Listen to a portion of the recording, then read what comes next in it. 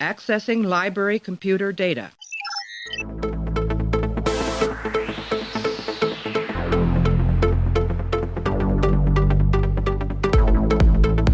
And to make sure that history never forgets the name Enterprise. Hey everybody, welcome to the Pensky Podcast. If you haven't tuned in before, this is a podcast where we are running through all 178 episodes of Star Trek The Next Generation, giving our thoughts and feelings about each and every one. Right now we're up to episode 14 of season 5. This one is called Conundrum. Directed by Les Landau, teleplay goes to Barry Schknolnik. I think that's how you pronounce it. Story credit goes to Paul Schiffer. Aired back on February 17th, 1992. In this one, the entire crew suffers complete memory loss after an unknown alien ship scans the Enterprise. Clay is here to talk about this one, Conundrum, right after this. What happened?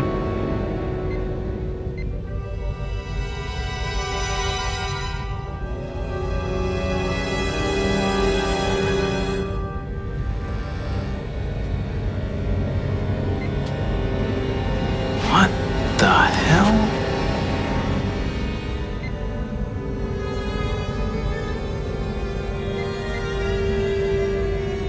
I don't know who any of you are. How do I?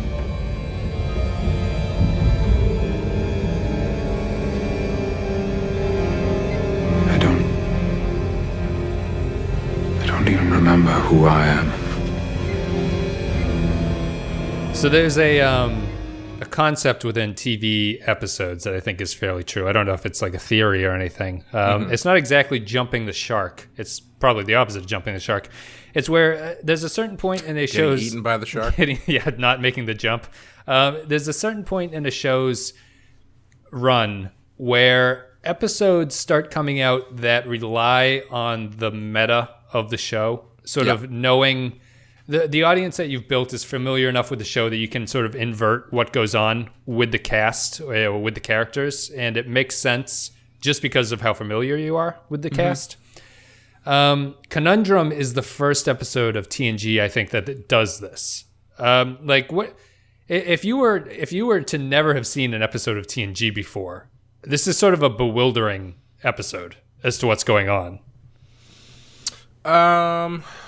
Yeah, I can see that. I mean, I'm trying to think. You know, I actually don't know, because I feel like I think you're right. That is definitely a trend among television shows, and even doing it this way is a trend. When you've got shows that have very close-knit casts, like there's an episode of Buffy the Vampire Slayer that basically is the exact same episode as this. Sure. That is, is a lot of fun, and I think that plays a lot more on what you do or what you do know about the characters. This one, I don't know. It's tough because...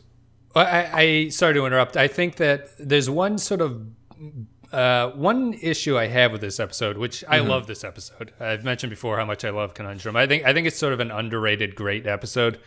The problem I have with it is that I wish they hadn't abandoned the characters switching roles so quickly. Yes. See, that's what I was going to say, because I actually think they do less character stuff than you might think. I don't think it's actually as hard to jump onto this one as it might be for some other episodes that do the same thing, because you've got basically everything that they sort of invert or whatever or play on is stuff that you get from the episode itself. Yep. So you've got, you've got the beginning where you've got Riker and Ro Dameron. Is that her name? Ro Laren. Close enough. Arguing with each other and blah, blah, blah, blah. And so they've, got a very tense relationship. And then you've got a bridge scene where you see where everybody's positioned. So you know that obviously Picard runs the ship and Worf is the stands behind his head. Mm-hmm. And that's his position, right? Right. He's the Lieutenant Commander who stands behind the captain's head. Lieutenant Commander upper deck. Yeah. That's... Yeah. You got your data scene where it's like obviously he's a robot. And so the really interesting thing here for me is that Troy is more interesting in this episode when she's got her mind wiped than she's been in practically any other episode she's been in. Yeah. It's a good story for her. I think they use her effectively. Yeah, and so I think most of the stuff that they play with is stuff that you get from the episode itself. I think it would be different if, or I should say, I think one of the reasons that is because, and this is something I was trying to shut off in my brain as I was watching it because it was just making the watching that much more complicated for me, was the writer's decision to have them know like what memories got wiped. Yeah. So like they don't know who they are, but they understand what a starship is, but they don't really understand, you know, anything else about their surroundings, but they also know how to operate the ship. It's kind of a weird thing where it's like, I guess it's a really hard line to draw if you're writing this episode. Yeah. Because they all actually have jobs to do, otherwise everyone dies. Right, exactly. Yeah, I mean, that's a tough line to draw. I wouldn't say it's problematic enough where it detracts. It's just something you kind of notice and then you're like, yeah, whatever. I think in a worse episode, you'd probably be like making a bigger deal out of it, which I think would be fair to do. Yeah. The sort of the one thing I think that it really sticks out as a weird writing issue is why didn't they just make McDuff the captain to avoid any potential we're not going to be doing that action. You know what I mean? Oh, yeah. Yeah, I guess, you know, if he knows what's going on the whole time, he could have just positioned himself that way. Yeah. So they can't at least until they figure out who everybody is, which is pretty quick. Well, but he's still inserted as first officer. Oh. You know what I mean? If he had just called himself Captain McDuff and Picard was the first officer, you could still do the episode, but they'd have to mutiny against what they would be perceiving to be the captain instead of Picard coming to that decision on his own.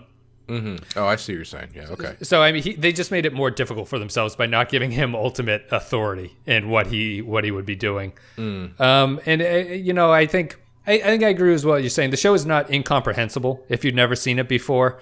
Especially, it would be a bad one to start with, but you know.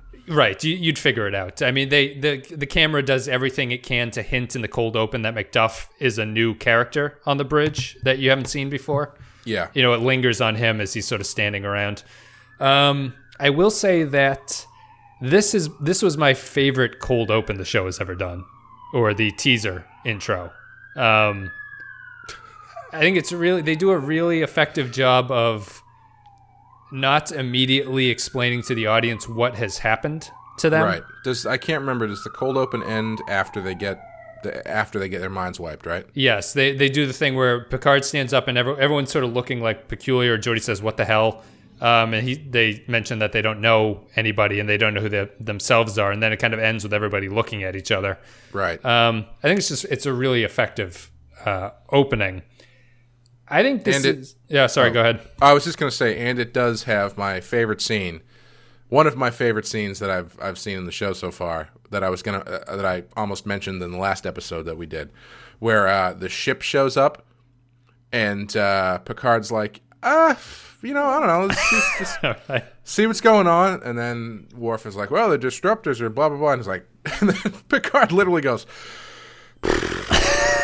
raise the shields, I guess. Yeah, he gives a hands to the sky shrug and is like, raise the shields, I suppose. Yeah, he tried. You know, he was trying to be diplomatic, and this little annoying ship just kind of came out of nowhere. Conundrum. They get their minds wiped. The crew gets to change their roles. We both thought it went on a little bit too short. I would agree with that.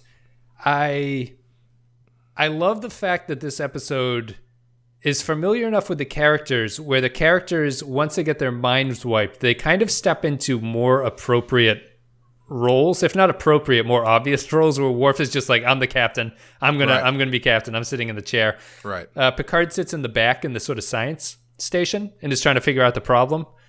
Riker just tries to nail every bit of pussy that he can that he's unfamiliar with. Well, technically, that's not true. Technically, he's just, you know, doing whatever, and then Ro Dameron is the one that throws down. Yeah, it's funny. Tana on Twitter sort of acted incredulous to this. I think that storyline makes perfect sense. It takes up a little bit too much of the episode, but I think it makes perfect sense in terms of character for those two, especially the way it ends, where she's in control of the situation. Right. Um, I honestly can't speak to it that much because I believe this is the first episode I've seen with her in it. with Ro, yeah. So I'm not totally familiar with her character. I don't know. Seems like kind of a cheap ripoff of Tasha to me. That's Oh, she's a little bit edgier, I think. I like the Ro character. She's pretty good. I like her. She is totally unique to the cast, and I think this is her third episode that she's been in. But yeah, you don't get a huge. I guess it's like you're saying. You do get a glimpse of her character in the opening scene with Riker, where they're arguing about her chain of command problems. She never follows chain of command. But I think that story works because I can understand there being some kind of like sexual tension between these two because they're very similar characters to each other in a lot of ways. They're both sort of headstrong. And you also get, imagine that you've just had your mind wiped, but they still have these lingering recognition of each other. Recognitions of things and places and other people. So clearly there's going to be some sort of hair standing up energy between the two of them. Yep. Whether or not they realize that's negative or whether or not they realize it's positive is completely subjective. They have that scene where they're like, maybe we're lovers, and Riker's like, maybe we hate each other's guts. Yeah, and exactly. It's just like you can't tell because you feel a familiarity, but you can't tell why you feel so strongly about it. Right. I liked it. I think that the philosophical aspect of what that is sort of saying is really interesting. If you lose your memory, right, and on a purely science level, your memories are sort of like the physical structure of you. There's like brain cells and things like that are sort of stuck with these memories. And removing them, what does that mean towards your personality? You know what I mean? If you lose track of who you are, would you maintain the same personality? Which is what this episode seems to claim happens. I think that's the way it has to work for the episode, but it's just kind of an interesting take on what happens if you lose memory of yourself. Yeah, well, I think that's something in that Buffy the Vampire Slayer episode I mentioned, that's something they do a little bit more, where they completely lose all recognition of who they are or what they do. So, like, Buffy doesn't know she's a vampire slayer. They don't know anything about any of that stuff. They don't know who they are at all. So it allows the interactions to be a lot more, they're kind of piecing it together as they go. Yep. But here, I think you do have that thing where you can't really get into that as much because they have to have some sort of recognition, otherwise the ship explodes. Yeah. So yeah, it really depends on how much you're going to lean into it. I do think, I don't know how I feel about Data being affected by it. Would you have preferred him to be shut down somehow, or would? Yeah, I think I would. I think I was the same too. I didn't remember what happened to him, and I thought that when he repeats himself, I was like, oh, this must be an episode where he malfunctions or something. Yeah, it just felt really weird for him to go from, like, I guess it's getting into a different concept of memory and stuff. Like, how do you... So, where everybody else had lingering recognitions of stuff, he just thought he was a bartender? Yeah, just because he was there, which out of the personality of Data seems the least likely option for him. Yeah. Do you think... Does it make sense for the character of Data, who's innately logical, to be like, well, I'm standing here, I must be a bartender? Yeah, and I mean, and once they find the crew list and stuff, he's right back to doing his old job. Right. So it's like, well, does he have the same sort of innate understanding of his surroundings that everybody else does, or have they, like, how does the mind wipe work for an android? Right. I mean, and thinking about this stuff is going to make you go cross-eyed, but it's just an interesting thing. I think if it were me, I would, because he doesn't really do much in the episode anyway. I would have just taken him out. Yeah. He's not really. Or I would have made him way different. Yes, or here you go. What about his memory gets erased, but because of something that short circuits in his brain, he actually has emotions for the episode. Oh yeah, there you go. And he just runs around screaming because he's terrified. I would have done it with that, or I think I'd prefer the option of he's fundamentally super different. Like if his programming of as to what he is removed, he becomes much more machine-like, maybe. Like sort of just like roaming around, like trying to do whatever, a little robot would do. But or make him like the hyper robot version of Data. So like anytime anybody says something, he just reads the Wikipedia article about it. Right. Yeah. Like right. Exactly. Like his sort of dealing with humans has been him operating on a slower level because he has to deal with that, and he kind of abandons that if he's just sort of down to like his nuts and bolts. This is completely sort of a random tangent still within the episode, but I'd like to point out something that drives me insane. It's a super tiny little thing, but they do it in all sorts of different shows and movies where characters move really fast. That there's a scene where Data is punching up on the computer, and he's going, crazy super fast because he's got robot fingers and whatever, and the computer is keeping up with him. Yep. I hate that so much because I feel like the computers and technology work at a certain speed, and it doesn't matter if you can move faster than you normally do. That's not going to increase the speed of whatever you're using. Right. So, like, for instance, in, was it X-Men, Days of Futures Past, the Quicksilver stuff, there's a shot where Quicksilver is playing Pong, and Pong is moving super, super fast. Yep. It's like, all right, okay, maybe if you went in there and you fixed the machine or something, but if anything, video games would be the last thing that guy would want to do. Right. Because it takes forever. Yeah, and later on, he's listening to headphones as he's doing his super speed thing. Yep. And in reality, he would make it through about a second and a half of whatever Chicago song he's listening to. Right. Yeah. He would just hear one like hi-hat hit. Yeah, and he's exactly. Like, yes, that is perfect. But that I don't know why, but that's a little stupid nerdy pet peeve of mine that always stands out. Yeah, you'd because. So yeah, I guess the time like what's more powerful, the ship computer or Data? What's a better computer? Yeah, exactly. I mean, like the thing I was thinking is like, okay, well, maybe it does have the capacity to move that fast, just nobody uses it that fast. I don't know, but I don't know what the answer is there.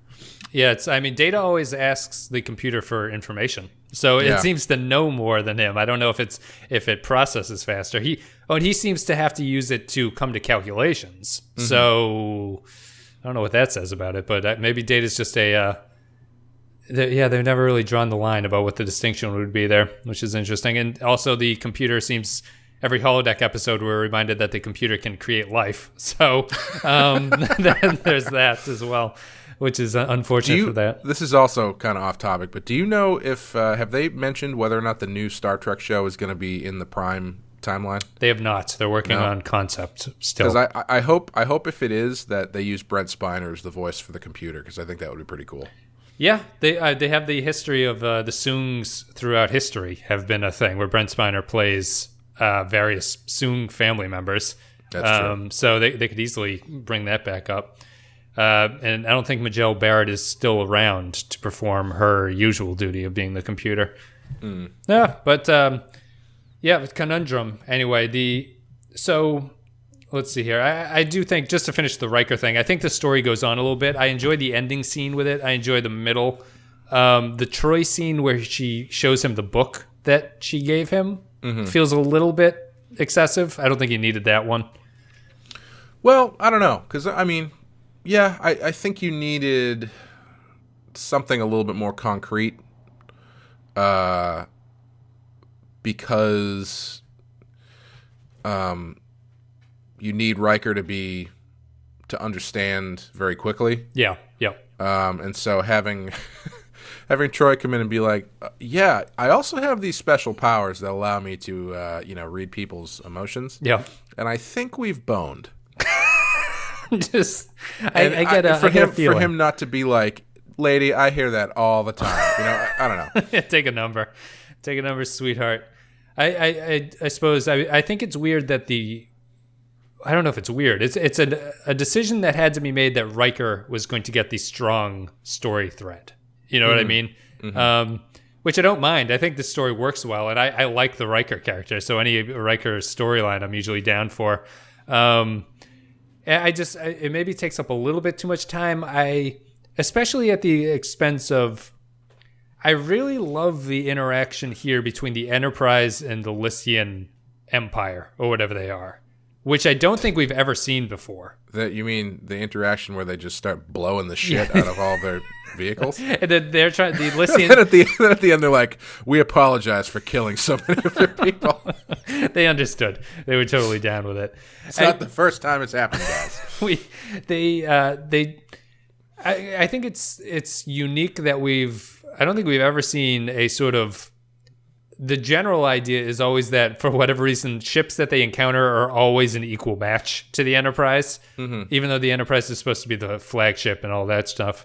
It's nice to see them run into a group of people who are just behind them in technology. They're sort of similar, but they're just sort of older.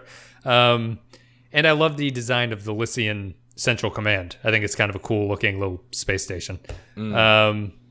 What'd you think of that whole ending scene here? What they're trying to do is the aliens that have taken over the ship, or not taken over, but mind wiped, are nemesis of the Lycians, and they're going to use the Enterprise, which is overpowered, to just sort of go in and end the war that's been going on between the two species. And I really enjoyed that storyline. So what'd you think of it?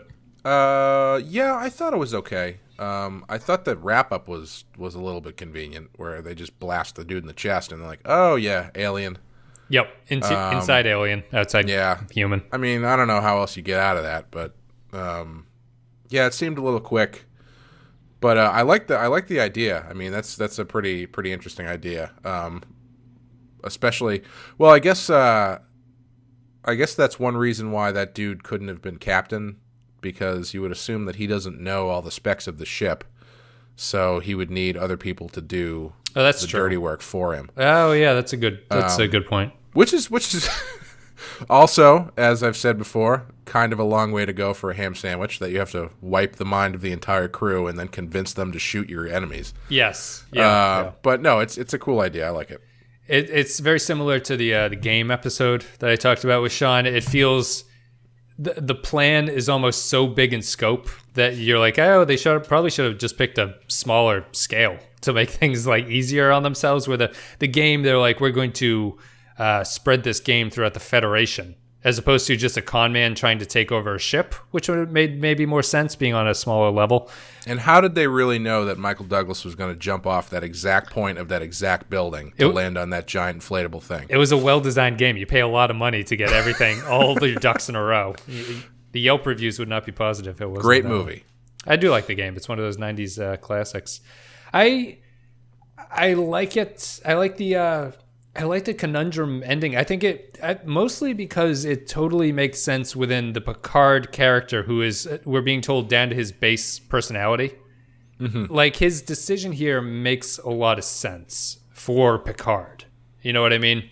Yeah, that he doesn't automatically assume he's in command of the ship, and that he doesn't just blindly follow orders. He has sort of a. It's not a difficult thing to make. Riker's like, how can the mortal enemy of the Federation be 100 years behind us in weapons technology? Right. And I just like I like that story breakdown. The logic of the war doesn't really make logical sense to them as they're going through, and coming around with a solution I enjoy. Yeah. I did think it was kind of interesting once they put Picard back in command when they're still, mind wiped. Yep. That he seemed to be a little bit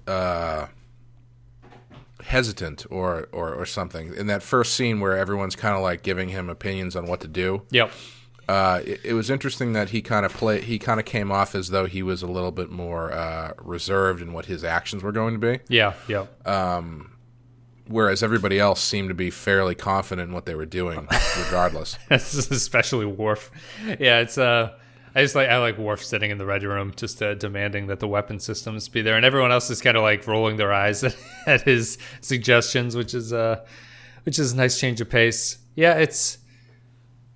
I guess I'm realizing too that because McDuff takes the number one officer, they had to push Data out a little bit, which it doesn't really come into play because he comes back to the bridge at a certain point anyway. So that's a weird thing. Yeah, I really like this. Sorry, you want to say something? I would like to point out that nobody. I don't think the guy who played Macduff got much time on the bridge before they started shooting, because that guy does not know how to sit in those chairs. No, You've got Picard sitting like the captain, and then Riker next to him with like his foot up and giving reclining, that like kind of lean or whatever. Yep. And then Macduff is sitting there like a little kid in like kindergarten. He has side. his hands folded in front, Yeah. like he's sitting with his legs together, his hands folded on his lap. He looks very, very uncomfortable. Although he is on the verge of ending a decade-long war for his people, so I suppose he should be happy about that. I guess. He's yeah, it's I just like this is like I'm starting to understand that there's two really great Star Trek episodes, or at least for TNG for me. There are really great character shows, and then there are really great concept episodes. Mm-hmm. And I really, really love the concept of this one. I think it's such a fun episode to kind of watch. I really get a kick out of, for whatever reason, when they find the crew manifest and they go through the roles. I get a kick out of that for some reason. I actually, I was thinking it would have been. Obviously, they got a lot of stuff they got to do or whatever, but I was thinking it would have been more fun if they didn't have the pictures to go along with the names, and right? So that way, people could be like, oh well. I feel like I know my way around the weapons system, so I must be Lieutenant Worf. I feel very French. I must be Jean-Luc Picard. I'm a master of French cooking. Yeah, I don't know, something like that, where there's a little bit more for them to go before they figure out what they can do, etc. But I think it just ties into I would have kept the mystery of the roles going for longer. Yes, yeah. And you could have had the crew manifest scene at the end before they sort of fix themselves medically. They unlock that and they're like, oh, that's funny. Like no one was the role that they thought they were, and we still got the job done. Which would have been kind of an interesting take on it. Yeah, they do a little bit where they have Picard working the control panel up back when Worf is the captain and stuff. I thought that stuff was nice. All the Worf and Picard stuff I liked a lot. Right, and I do want to say though that I think that opening scene was kind of bullshit because the teaser, the idea that Troy beats Data in chess is absurd. Is like preposterous. Not to mention the fact that after she says, Data, chess isn't just about computations. It's about instinct and all the things that you don't have. Now, go make me a drink, which arguably takes more intuition than playing chess does. It's also, she claims it's intuition where he has calculated that he's going to lose in 7 moves. She doesn't even beat him. They just kind of stalemate it because he's like, he for some reason he sees no way out of what's going to happen in 7 moves, which I thought was fascinating. I think it's the wrong game. You can have that scene, but you can't play chess in that scene. You have to have something where Troy would obviously have an upper hand on him. Mm-hmm. Chess is a tough one. Like Monopoly or something. Yeah, exactly. Like she's like, trade me the orange, and Data does, and she's like, you fucking idiot. That's what. No, they should have been playing the game of life.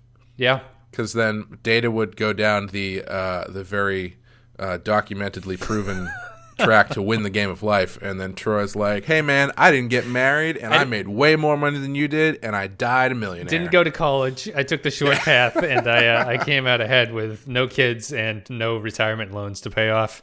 Oh man, the game of life. Is the game of life a game? That's the question, I suppose. Is the game of life the game of the movie? It certainly would have made the Star Trek game episode better anyway. Can we take a whole podcast just to talk about the movie The Game? We should.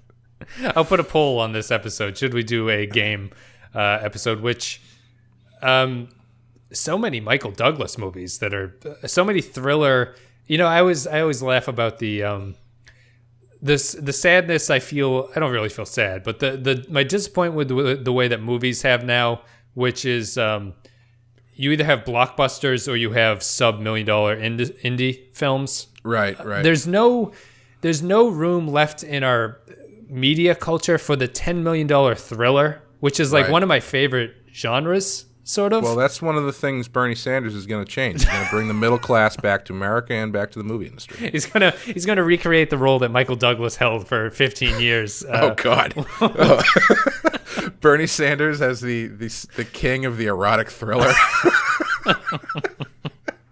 We watch Fatal Attraction a lot. It's so good. It's just something you can have on in the background.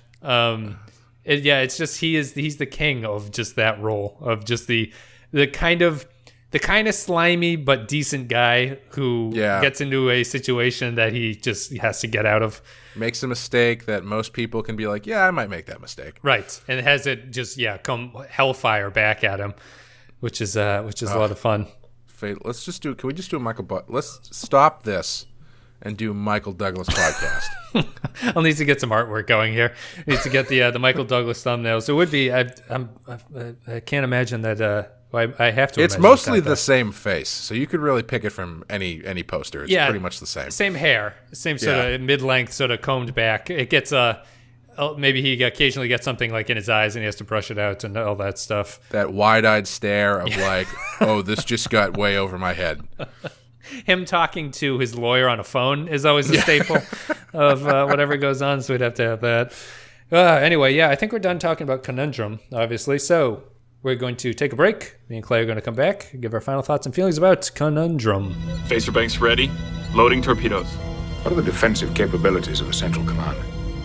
Armaments consist of 4 laser cannons and 39 cobalt fusion warheads with magnetic propulsion. Defensive shield output is 4.3 kilojoules. 1 photon torpedo ought to do it. Data, how many people on that station? 15,311. We're within range, Captain. Stand by. Waiting on your orders, sir. Captain, this isn't right. The rest of our forces are depending on us. How can our mortal enemy be over 100 years behind us in weapons technology? Their battleships may be on their way right now. We must attack! I do not fire on defenseless people. Mr. Worf, open a channel to the Lycians. Delay that order! There's something wrong with the captain. I'm taking command of this vessel. Fire all weapons! Conundrum. We're here to give our final thoughts. I'm going to go first, Clay. I'll give you the benefit of the doubt here. I love this episode. I think it has a couple problems, but I really always enjoy watching it. I think it's kind of, I mentioned it before, it's kind of an underrated, great episode to me. Maybe that's overstating it, but I really, really like it. I love the concept. I love how it all pans out.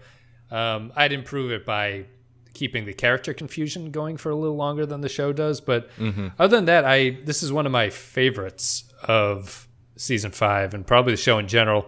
Now that I'm starting to list them, it's tough to say where it would fall. It's maybe it's not a top 5. It's maybe a top 7 or 10, somewhere in that range. But anyway, I've learned from another podcast that have a top 5 and then just say for anything that doesn't make it into that top 5, not top 5, but probably top 10. So then your top 10 is just like 70 other episodes. Well, that's true. The thing is, when you have a top 5, you quickly realize how few 5 is. Right. You know what I mean? And you're like, oh, geez, like I really love this, but it definitely wouldn't fit in the top 5. So it's up there somewhere. But anyway, I'm going to give it a 5 out of 5. I really enjoy this one. Clay, what'd you think? You sound probably a little bit more hesitant than me. No, I think I enjoyed it more talking about it than I did watching it. That's not to say I didn't like it. Because like you, I do really enjoy the high concept ones. And this one is a lot of fun. I wouldn't say it's a 5. I would say 4. Sure. Anything besides the character confusion you think you'd want to do to improve it in any sort of way, or you thought it was just all fundamentally there? Yeah, it's all fundamentally there. I think it's well done. I think they don't lay into it as much as they could, and I feel like it's a concept in general that I've seen a lot of times. Yeah. Yep. So there's nothing new here. Yeah, I was kind of hoping that it would be a little bit more. So for instance, after watching Hero Worship, I woke myself up again. Sure. And I read the log line for Conundrum, and it said something about the crew loses their memory in the middle of some war they're fighting or whatever. And I was like, oh, that's really interesting. Yep. So I was expecting it to be more like in the middle of a battle, they lose their memories, and so the stakes are a lot higher. Yep. Like with this one, if they decide, like there could have been an alternate version of this where they just decide to go home. You know, yes. Like there's nothing that's compelling them to complete their mission. Honestly, if they're kind of told that they're on radio silence. Like I do think it's maybe a bit of a problem that, I don't know if it's a problem, but there's a lot of faith that they believe the orders that they've been given. Yeah. That's the thing is, and while I find that idea interesting, it's kind of a Dr. Strangelove kind of thing. Mm-hmm. I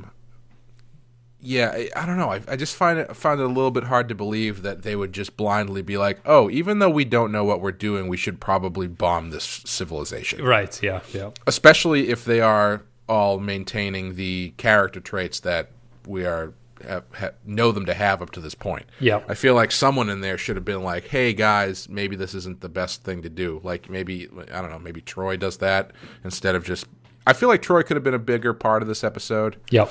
But this is all completely, peripheral stuff. I think it's good. Sure. No, I think I agree. I can understand the 4. I really enjoy it for whatever reason. It seems it's a kind of a concept episode I really enjoyed. There's no major problem with how it goes down. You know what I mean? It's like everything. You can nitpick a couple of things, like how we talked about the memory, or not follow, or just blindly following the order seems a little bit strange, or the selective memory loss that they've encountered. Be like, is this a problem? But it all works to a level where I can ignore everything and just kind of be like, oh, good, this is just going to happen. Yeah, I mean that's the thing. Well, with these episodes in general, this type of episode, you kind of have to make a decision whether or not you're going to really overthink it. Yep. Because I mean, once you do, it's like, well, why don't they do? As we've been doing for the past hour. But, sure. Yeah. But as if you're just watching it at face value and enjoying it, it's really good. It's a good episode. It's nice. It's been this one, for whatever reason, reminds me of Cause and Effect, which is coming up shortly too. Even though it has nothing to do with it, but for some reason, I think it's just the name. Anything with a C kind of reminds me. I think maybe that's what I was expecting. Not obviously the same plot, but something that has the same sort of. If not, it's not a ticking clock, but it's like the stakes are getting higher. Yeah. As it goes. Yeah. So they're figuring out. They have to put the puzzle together a lot faster than they would. That kind of thing. I was hoping for a little bit more of. I'll just close with the thought that it's funny that the because I think the stakes are there narratively. It runs into the problem. Even when they break through the Lycian defense system, they're like, no one's here. So it's kind of part of the story that there are no stakes. Like they're not constantly in a battle because narratively there's not supposed to be any opposition to them.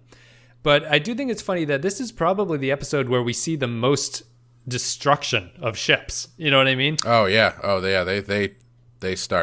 They killed a lot of people in this episode. Well, they killed the 51, and then they slip in that those drones are unmanned, so you can feel okay about just shooting those things. Right. But that's it anyway. So guys, thank you for listening, and if you enjoyed the content, you're on YouTube, a like and a comment is appreciated, and iTunes, a rating and review helps get the show out there. You leave a rating, you leave a review, I'll read the comments on here on the next podcast. Thank you guys for listening. Clay, thanks for coming on. Oh, no problem. I'm really looking forward to when we cover Romancing the Stone. Yeah, I was thinking. Actually, that'll be Sean's episode because I don't really care for that movie. But he really likes that movie. Pussy. I was thinking all of these episodes. In hindsight, I might do this for the finale. Just to tip my hand here, the very season finale. I always consider making the podcast thematic to the episode. For this one, I would have had us switch roles, and just be like, I'm Clay. I'm going to talk this way about things. No, it we wouldn't have been that. It was that we both have to determine what our role is as we go. It would just be technical talk. Be like, do I render? Am I rendering the podcast here? Well, I'm clearly recording on my end, so. We just read our like Facebook bios or whatever. It's like Clay. It's like, oh, that must be me. All right, guys. Thank you very much for listening. I'll see you next time.